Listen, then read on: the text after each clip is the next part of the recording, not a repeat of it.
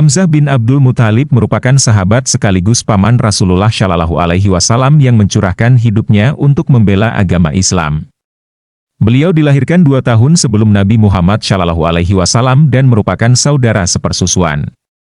Keduanya pernah disusui oleh Suwaibah, budak dari Abu Lahab. Sebagai saudara sepersusuan yang sebaya, mereka memiliki ikatan khusus. Namun beliau baru masuk Islam di penghujung tahun ke-6 kenabian, tepatnya di bulan Zulhijjah. Keislaman Hamzah merupakan kabar gembira bagi kaum muslimin. Sebab ia terkenal sebagai seseorang yang tegas dan pemberani. Bahkan Rasulullah Shallallahu Alaihi Wasallam menjulukinya dengan Asadullah, singa Allah, karena kepahlawanannya saat membela Islam.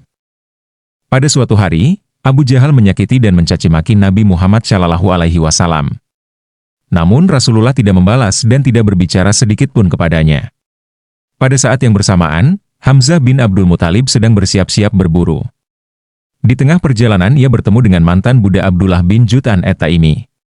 Perempuan tersebut berkata, "Yahai Abu Umarah, panggilan Hamzah, kalau saja Tuan tadi menyaksikan apa yang dialami keponakanmu Muhammad, yang menderita dari perbuatan Abul Hakam, julukan Abu Jahal oleh orang Quraisy. Dia tadi menyakiti keponakanmu itu, mencaci makinya, dan mencelanya habis-habisan. Sampai dia pergi, Muhammad tidak berkata apapun.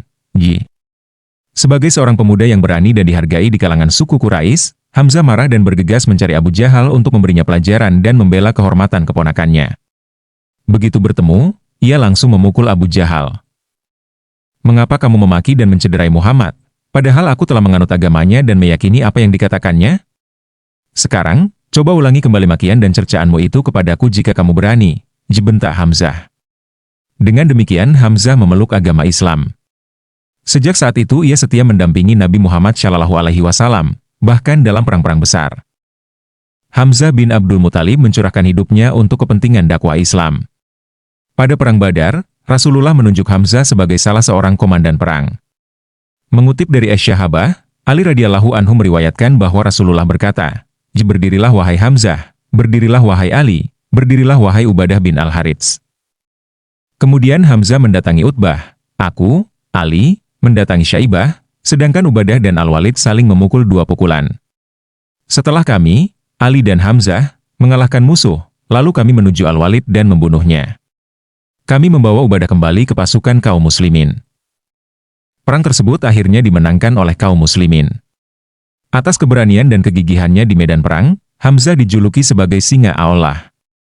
Setelah kalah pada Perang Badar, kaum kafir Quraisy ingin menuntut balas pada perang berikutnya, yakni Perang Uhud.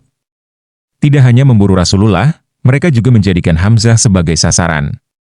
Hindun binti Utbah, istri Abu Sufyan bin Harb memerintahkan budak bernama Wahsy untuk membunuh Hamzah. Sang budak dijanjikan akan dibebaskan dan mendapat imbalan besar. Wahsy melemparkan tombaknya hingga mengenai pinggang bagian bawah dan tembus ke bagian muka di antara 2 paha Hamzah. Tidak lama kemudian, singa Allah tersebut syahid di medan perang.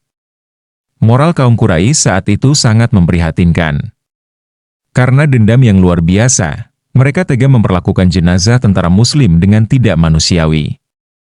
Jenazah Hamzah dibelah dadanya oleh Hindun, kemudian diambil hatinya. Ususnya dikeluarkan dari perut untuk dikalungkan di leher Hindun.